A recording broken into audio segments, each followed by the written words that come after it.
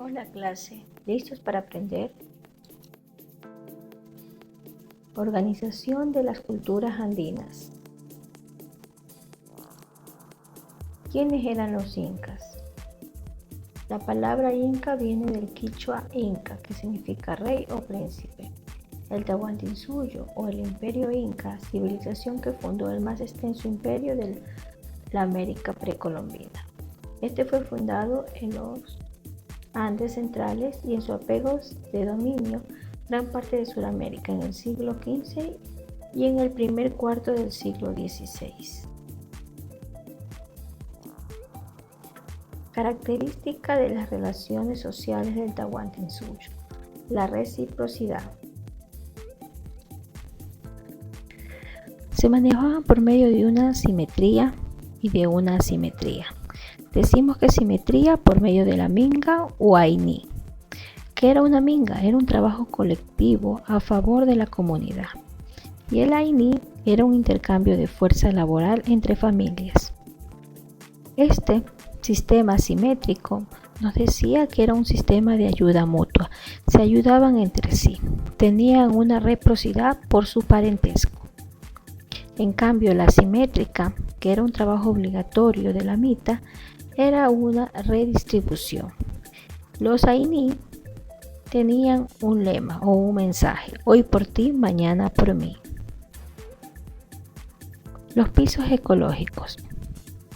Los incas desarrollaron un sembrío de acuerdo a los pisos ecológicos. Como nos damos cuenta, ellos sembraron lo que era el maíz, la papa, el algodón, también las aves de corral. ¿Cómo era la población? Ayllus. El Ayllu Inca, base de la organización social, fue una unidad política, económica y social básica del Estado Inca. El Ayllu proviene del quichua ayuní, que significa pariente, familia o linaje. En su acepción más amplia, significa familia extensa. El Ayllu era una institución que procedía de la etapa preincaica. Era una familia extensa, comúnmente denominada también familia de familias. Estaba integrada por miles de familias, unidas por vínculos sanguíneos, ancestrales, territoriales, religiosos y laborales. Entonces decimos que el Ayllu tenían muchos vínculos. El sentido social del Ayllu. El Ayllu fue la célula familiar sobre la cual descansaba todo el sistema organizativo imperial inca. Esta unión de los parientes en el Ayllu, con sus costumbres y sus creencias, los impulsaban al progreso y desarrollo o bajo la dirección del gobierno del jefe. La distribución de las tierras. El Tahuantinsuyo distribuyó las tierras de la siguiente manera: sol, estado y pueblo. El sol, las reservas para producir alimentos para ofrendar a los dioses, a los sustentos y a los sacerdotes. Para el estado, las tierras eran proporcionadas a estos alimentos que producían para el inca, la familia, la nobleza, los funcionarios y los sirvientes que atendían al inca. Y para el pueblo, que era la mayor extensión, que específicamente era destinado a la comunidad de los Ayllus. La ingeniería. ¿Cómo era la ingeniería? Desarrollaron diversas tecnologías para adaptarse al medio. Era la cultura más avanzada de Sudamérica. Entre ellos tenemos el ejemplo de la ciudadela Machu Picchu de Perú.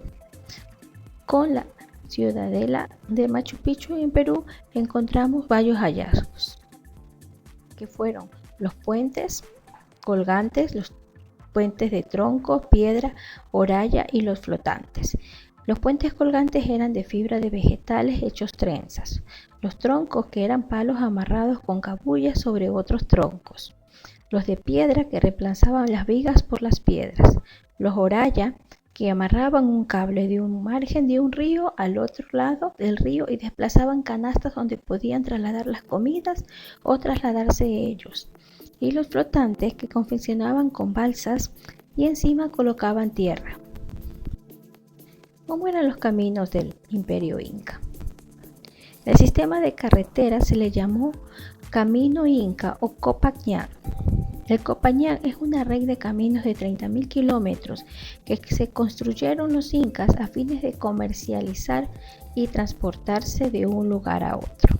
Entre todo el camino inca encontramos que estaba unido por Quito, Perú, en Perú específicamente lo que es Machu Picchu y el Cusco, Bolivia, Chile, hasta llegar hasta Santiago y parte de Argentina, como vemos ellos. Las conexiones ellos tenían hasta Argentina.